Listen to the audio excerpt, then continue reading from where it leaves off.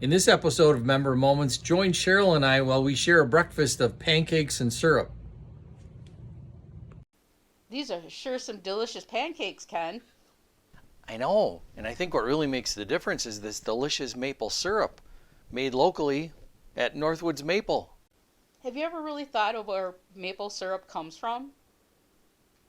Here's an idea. Let's go out to Northwoods Maple and visit the folks out there and ask them about maple syrup.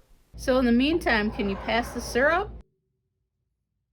So off I went on a road trip to the Northwoods Maple Farm east of Merrill to learn all about maple syrup production. How many trees do you actually have tapped? We have 3,000 on this property. 3,000. So why is it you collect sap in the spring in order to make it into syrup? The natural process as far as when sap begins to flow in the spring of the year. What you're looking for are the freezing and thawing cycles. You know, it gets down to the 20s at night, even the teens, and then you're looking for that mid-30s to 40 degrees in the daytime, and that's really what gets the trees kick-started into that spring mode. So it's the movement of sap from the ground up into the trees and back down in the evening. So when that afternoon. freeze and thaw cycle occurs, that basically tells the tree that, hey, spring's coming, we can start making leaves. And the tree uses sap as the nutrient to make those leaves. The Rankins use a vacuum tubing system for the collection of their sap. So the basic functions of a tubing system, you have your drop lines, which are essentially attached to your tree. And then from the drop lines, it goes to what's called a lateral line. And that goes from tree to tree, and it ends up at a main line where all the sap is put to a central collection point, and then it flows to one particular location in the woods. Their son Hunter, who's a vital part of the family operation, uses a more traditional method of taps and buckets. How many trees are you responsible for with your buckets? 49 at this point in time, but I am going to tap one more. How much sap do you usually collect? It really depends on how good the days are. If it's freezing at night and it's warm during the day, like 34, 35 degrees, it's normally pretty good. Is it tasty? Yeah, it's nice and sweet. So the sap is collected and ready to be finished into syrup. Time to process it in the evaporator. Boxes and all of the levers obviously need to be turning the right way. You can run this entire system and keep everything going and never have to touch any syrup or sap.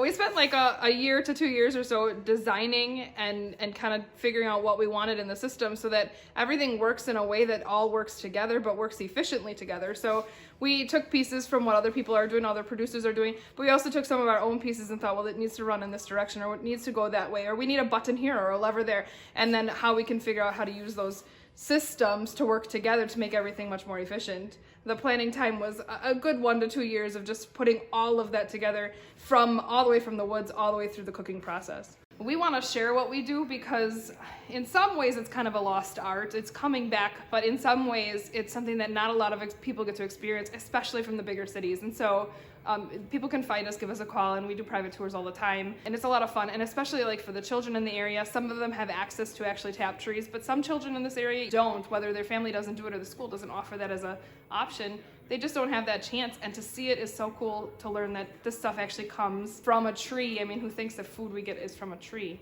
And during the production season, you have tours coming in, people want to see what's going on? Yeah, so we always open at least one weekend every year. Both days we'll cook the whole day.